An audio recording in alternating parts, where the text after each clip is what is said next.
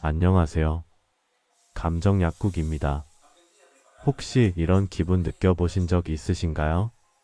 지금 이 순간 내가 이 세상에 없어져도 아무도 모를 것 같다는 느낌.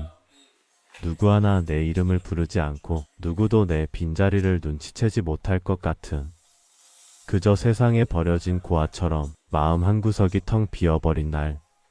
그 감정은 때로 설명도 안 되고 별일이 없는데도 갑자기 훅 밀려오죠.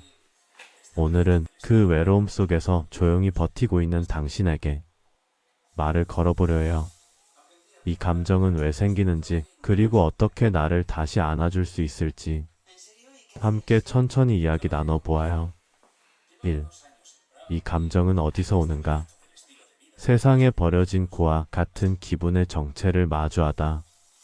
버려진 기분. 이 말 안에는 정말 많은 감정이 들어있어요. 그건 단순히 누군가가 나를 떠났다는 외부 사건 때문이 아니라 아무도 알아주지 못하는 마음의 고립, 그리고 정서적인 단절에서 비롯되는 거예요. 심리학에서는 이걸 정서적 유기이모셔널 어벤던먼트라고 불러요. 그 감정은 어떻게 시작되었을까? 이런 기분, 아주 오래전부터 시작된 것일지도 몰라요.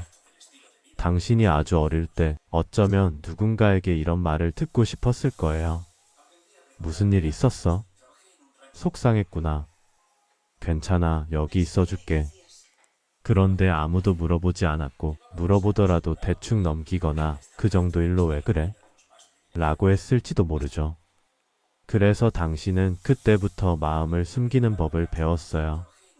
말해봤자 받아들여지지 않을 거라는 두려움. 내 감정은 너무 무거워서 누군가에게 꺼내면 버려질지도 모른다는 두려움. 이렇게 마음 깊은 곳에 뿌리내린 감정은 어른이 되어서도 여전히 나를 조용히 흔듭니다. 이런 순간 느껴본 적 있으신가요? 다 같이 있는 자리에서 나만 대화에 끼지 못할 때, 메시지를 보냈는데 아무도 답하지 않을 때, 내가 연락하지 않으면 그 누구도 나를 찾지 않을 때, 어떤 말도 꺼내기 어려워서 그냥 혼자 울다가 잠들었을 때, 그런 날이면 이런 생각이 들죠. 나는 없어도 되는 존재 아닐까? 사람들이 나를 진심으로 원했던 적이 있을까? 이 질문들은 마음속에서 무겁게 쌓이기 시작해요. 사실 누구도 그런 말을 하진 않았지만 지속적으로 외면당한 경험이 그런 해석을 만들어낸 거예요. 심리학자들은 말합니다. 정서적 유기는 육체적 방임보다 더 깊은 상처를 남긴다고요.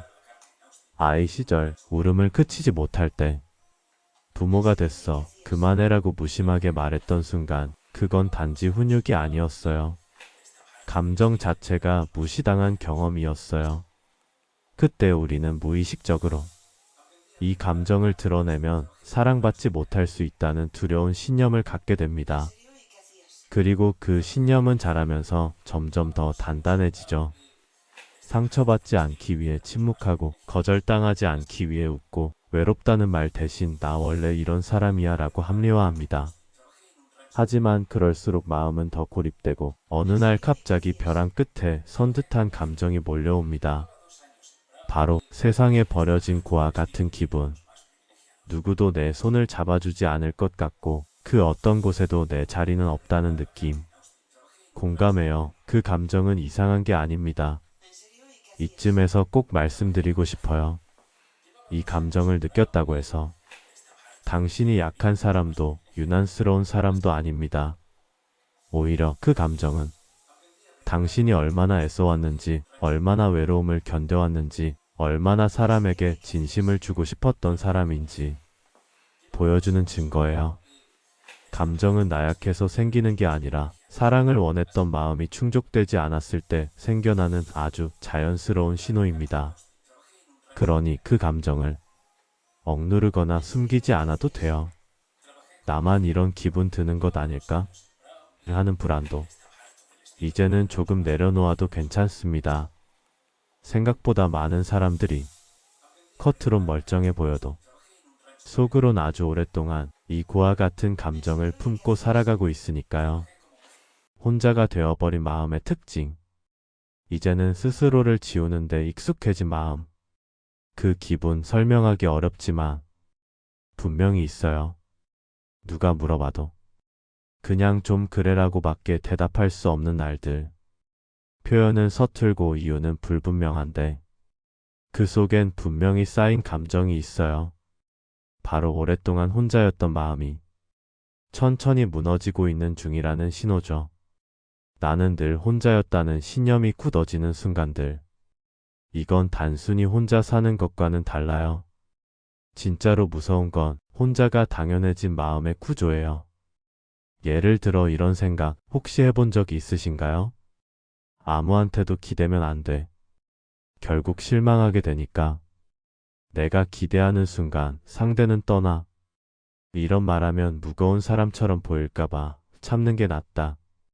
내 감정 말해봤자 해결 안 되는 거잖아.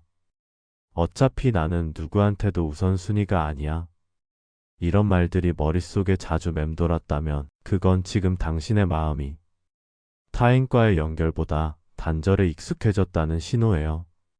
혼자 있는 게 편하지만 동시에 외롭다. 많은 사람들이 이렇게 말하죠. 전 혼자 있는 게 편해요. 사람 만나는 게 힘들어요. 외롭지 않아요. 그냥 조용한 게 좋아요. 근데 가끔 그 말 속에 자기 보호의 가면이 숨어 있을 때가 있어요. 사실은 혼자 있기 좋아서가 아니라 거절당하는 게 두려워서, 상처받기 싫어서, 그냥 누군가에게 설명하는 게 지쳐서 스스로 거리를 두는 거예요.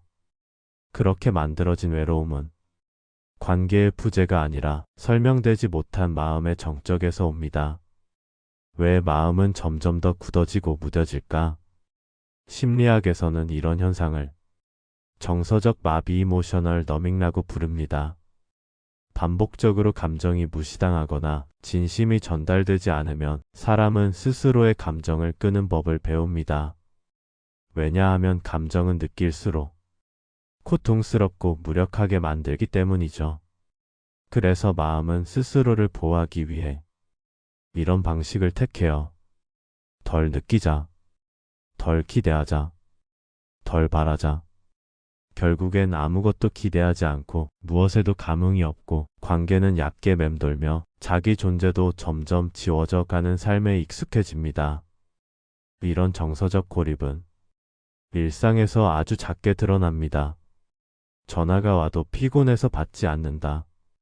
약속이 있어도 나가기 직전까지 가기 싫다. 사람들 속에 있어도 자꾸 겉도는 느낌이 든다. 누군가와 이야기하고 나면 오히려 더 공허하다. 나를 정말 필요로 하는 사람은 아무도 없다는 생각이 든다. 이건 단순히 성격 때문도 아니고 게으르거나 무기력해서가 아닙니다. 이건 너무 오랫동안 누구에게도 진심을 보이지 않기로 결심한 사람들의 마음의 특징이에요. 이렇게 스스로를 반복적으로 감추다 보면 사람은 어느새 자신을 삭제하고 살아가는 존재가 되어 말하고 싶은 걸 참고 울고 싶은 걸 삼키고 도와달라고 말하지 않고 나보다 다른 사람 기분을 먼저 신경 쓰며 살아가는 삶. 그 삶은 겉으로 보면 착하고 조용해 보이지만 속은 점점 텅 비어가죠. 왜냐하면 그 누구도 나를 진짜로 만나지 못하도록 만든 건 내가 나를 버렸기 때문이니까요. 이제 이쯤에서 한 가지 아주 중요한 질문을 드리고 싶어요. 당신은 언제부터 이렇게까지 혼자였나요? 언제부터 말하지 않는 사람이 되었고 기대하지 않는 사람이 되었나요? 그리고 그 선택이 정말 나를 지켜주고 있나요? 아니면 나를 더 외롭게 만들고 있지는 않나요? 우리는 애초에 혼자가 아니었습니다. 심리학적으로도 인간은 연결의 존재예요. 고립은 본능에 반하는 상태입니다. 우리는 애초에 혼자 설 수 있는 존재가 아니라 관계를 통해 자존감을 회복하고 자기 감각을 유지하는 존재예요. 혼자인 게 편한 게 아니라 혼자가 익숙해진 채로 살아가고 있는 것일 뿐이에요. 그래서 회복은 누군가에게 기대는 연습이 아니라 먼저 나에게 말을 거는 연습으로부터 시작됩니다. 나의 마지막 편이 되기 위한 연습? 내 편이 되는 법, 진짜 회복은 어디서 시작되는가? 내가 내 편이 된다는 말, 생각보다 쉽지 않죠. 오랫동안 우리는 남들의 기대에 맞춰 살았고, 내 마음은 자꾸 뒷전으로 밀렸어요. 그런데도 이제는 달라질 수 있습니다. 내 마음을 돌보고 나 자신에게 따뜻해질 수 있는 법을 배울 수 있어요. 1. 감정을 말로 꺼내기. 내 마음 들여다보기. 우리가 감정을 알아차리고 솔직하게 인정하는 것부터 시작해요. 나는 지금 외로워. 나는 무서워. 나는 화가 나. 이런 단순한 문장을 매일 1분이라도 소리내어 말해보세요. 소리내는 순간 내가 나의 감정을 듣는 거예요. 그동안 무시당하던 내 마음이 처음으로 존재 인정을 받는 거죠. 심리학 연구에 따르면 감정을 명확히 인식하는 것만으로도 스트레스가 눈에 띄게 줄어든다고 합니다. 자기 연민 셀프 마이너스 컴패션을 키우는 법. 자기 연민은 내가 나에게 보내는 따뜻한 관심입니다. 힘들고 지칠 때 친구에게 다정하게 말을 걸듯이 나에게도 그렇게 말해주세요. 힘들었지? 잘 버텼어. 너무 무리하지 말자. 지금 이 순간도 충분해. 이렇게 내면의 대화를 꾸준히 연습하면 자기 자신과의 관계가 서서히 회복되어. 3. 건강한 경계 세우기. 남의 기대와 요구에 늘 예스를 하느라 지친 적 있나요? 이제는 아니오라고 말하는 연습을 시작하세요. 처음에는 어렵고 불편할 수 있지만 내가 내 삶의 주인임을 기억하세요. 작은 부탁 하나라도 거절하면서 내가 진짜 원하는 것을 지켜나가는 거예요. 4. 고독과 친해지기. 혼자만의 시간 재발견. 고독은 외로움과 달라요. 고독은 내 마음을 돌보고 스스로를 만나고 에너지를 충전하는 시간입니다. 하루에 5분이라도 조용한 곳에 앉아 내 숨결과 마음을 관찰해 보세요. 이 작은 시간이 내 마음을 튼튼하게 만들어줍니다. 작은 목표 세우고 이루기. 자기효능감 회복. 자기 자신을 돌보는 일은 크고 거창한 목표보다 작고 구체적인 목표에서 시작해요. 예를 들어 아침에 일어나면 거울 속 내게 웃어주기. 오늘 하루 내 감정을 한 문장으로 적어보기. 주 1회 내 시간을 보내기 위한 계획 세우기. 이렇게 작은 성공 경험이 쌓이면 내가 내 삶을 책임지고 있다는 느낌이 생깁니다. 6. 도움 요청하기. 혼자 감당하지 않기. 내 마음이 너무 아프고 무거워질 때는 혼자 참지 말고 도움을 요청하세요. 친구, 가족, 상담 전문가 등 내 마음을 들어줄 수 있는 사람과 연결되는 게 중요해요. 그게 약한 게 아니고 내가 나를 사랑하는 가장 용기 있는 행동입니다. 마지막으로 여러분께 꼭 하고 싶은 말이 있어요.